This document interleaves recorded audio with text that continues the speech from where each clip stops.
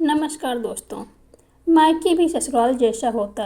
गरिमा ऐसे परिवेश में पली बड़ी थी जहां अनुशासित रहना अनिवार्य था। हर काम समय पर होना चाहिए। लड़कियों को किसी तरह की आज़ादी नहीं थी। जब गरिमा कॉलेज जाती तभी थोड़ी खुश रहती। उसके मम्मी पापा के उच्च व्यवहार के कारण उसके दोस्त भी जल्दी घर नहीं आते थे और गरिमा को तो किसी के घर सिर्फ किसी खास मौके पर जाने की परमिशन थी, वह भी अपने बड़े भाई के साथ। गरिमा के घर टीवी तक नहीं था। उसके मम्मी पापा का मानना था कि टीवी देखकर बच्चे बिगड़ जाएंगे। मनोरंजन के नाम पर एक रेडियो था जिस पर उसके बुआ जी का कब्जा था। फूफा जी के न रहने पर बुआ जी अब अपने भाई के साथ ही रहने लगी थी। वक्त गुजरने के साथ गरिमा की पढ़ाई पूरी होने के बाद उसकी शादी मयंक से करवा दी गई, जो पेशे से इंजीनियर था। उसका परिवार गरिमा के परिवार से बिल्कुल सुलझा, नए ख्यालों वाला था। ससुराल में पहले दिन गरिमा की नींद 8 बजे खुली, जो कि मायके में वह 5 बजे उठ जाती थी। वह बहुत डर गई। ना जाने सास और मयंक क्या सोचेंगे मेरे बारे में। इसी सोच में जल्दी जल्दी तैयार हो रही थी। तभी गरिमा की सास उसके कमरे में आई। मम्मी जी, मुझे माफ़ कर दीजिए, मैं इतना लेट कभी नहीं उठती। आज न जाने कैसे मैं इतनी लेट उठी। मुझे कुछ समझ नहीं आ रहा है। गरिमा सफाई देते हुए बोली, अरे बेटा, इतनी सफाई देने की ज़रूरत नहीं है। हम सब 7 बजे उठते हैं और तुम्हें तो शादी की थकान भी थी। हम वीकेंड के दिनों में तो और आराम से उठते हैं, तो तुम्हें माफ़ी मांगने की ज़रूरत नहीं। इसे अपना मायका ही समझो। गरिमा सास की बातों से सोच में पड़ गई और मन ही मन बुदबुदाते हुए कहा, काश मेरा मायका भी ससुराल जैसा होता। 1-2 दिन में सारे रिश्तेदार चले गए। दूसरे दिन रविवार था तो सब अपने कमरे में सोए थे। आज गरिमा अपने नियत समय पर उठ गई थी। नाश्ते में क्या बनाए इसी सोच में थी। सोचा कि मम्मी जी से एक बार पूछ लें कि नाश्ते में क्या बनाए, लेकिन सब सोए थे तो उसने पोहा बना लिया और सबके उठने का इंतज़ार करने लगी। 9 बजने वाले थे तभी मम्मी जी बाहर आई। गुड मॉर्निंग गरिमा। गुड मॉर्निंग मम्मी जी। नाश्ते में मैं पोहा बनाया है, फ्रेश होकर आ जाए। क्या तुमने नाश्ता बना लिया? आज तो हम बाहर जाकर नाश्ता करते हैं। चलो कोई बात नहीं, चलो तुम्हारा बनाया नाश्ता भी कर लेंगे और तुम्हें आज राम जी हलवाई के दुकान का लजीज नाश्ता कराते हैं। लगता है आज भी तुम जल्दी उठ गई। कितनी बार कहा बेटा, इसे अपना मायका समझो, ससुराल नहीं। गरिमा मम्मी जी की इन बातों से हैरान हो जाती और सोचने लगती, कैसे बताऊं कि मेरे मायके में इतनी लेट कोई नहीं उठता।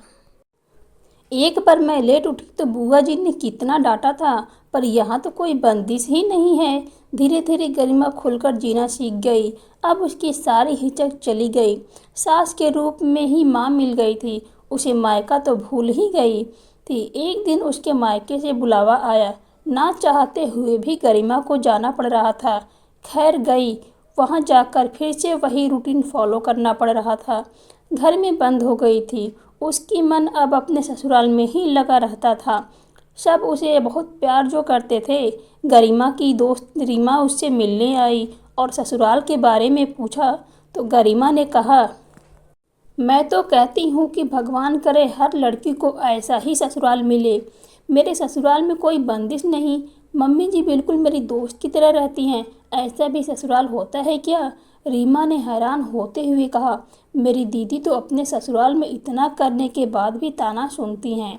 भगवान तेरे जैसा ससुराल सबको दे। क्योंकि तेरा मायका ससुराल ही था, इसलिए भगवान ने तेरा ससुराल मायका कर दिया। सदा खुश रहो। दीपावली आने वाली थी। गरिमा की बुआ जी ने उसकी सास से कहा कि गरिमा को दीपावली में यहीं रहने दे। गरिमा यह सुनकर दुखी हो गई और उसने छुपकर अपनी सास को फ़ोन किया और कहा, मैं आप लोगों के साथ दीपावली मनाना चाहती हूँ, मुझे बुला लीजिए मम्मी जी। गरिमा की सास समझ गई कि गरिमा का वहाँ मन नहीं लग रहा है। 1 सप्ताह बाद गरिमा की सास उसके मायके आई। उनको देखकर सब हैरान हो गए। आप अचानक?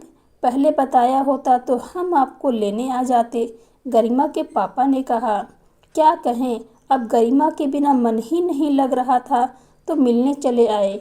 गरिमा सबको देखकर खुशी से फूले न समाये, लेकिन अपनी खुशी छुपाकर रखा। गरिमा सबके लिए चाय नाश्ता बनाने चली गई। गरिमा की सास ने कहा, दरअसल बात यह है भाई साहब, हम गरिमा को लेने आए हैं। गरिमा के बिना हमारा मन ही नहीं लग रहा है और इस बार सोचा बिना लक्ष्मी दीपावली कैसी, इसलिए हम अपनी लक्ष्मी को लेने आ गए। गरिमा की बुआ ने कहा, पर बहन जी, सास, अरे पर और लेकिन छोड़िए और विदाई की तैयारी कीजिए, हम कल सुबह ही निकलेंगे। गरिमा जल्दी जल्दी अपनी पैकिंग में लग गई और सुबह होते ही गरिमा अपने ससुराल के लिए निकल गई। वो बहुत खुश थी और अपने सास को खुशी से गले लगा लिया। घर पहुंचकर गरिमा की जान में जान आई और अपने ससुराल में खुशी से पूरे परिवार के साथ दिवाली मनाई। गरिमा की सास भी अपनी बहू को खुश देखकर खुश थी। गरिमा मन ही मन भगवान से प्रार्थना कर रही थी कि सभी को ऐसा ही ससुराल मिले जहाँ चारों तरफ खुशियाँ ही खुशियाँ हो। दोस्तों, मैं उम्मीद करती हूँ कि ये कहानी आपके दिल तक ज़रूर पहुँची होगी। आपको ये कहानी कैसी लगी हमें कमेंट में बताइए और हमारे चैनल को सब्सक्राइब कीजिए, कहानी को लाइक कीजिए और अपने सभी प्यारे दोस्तों के साथ शेयर कीजिए। धन्यवाद।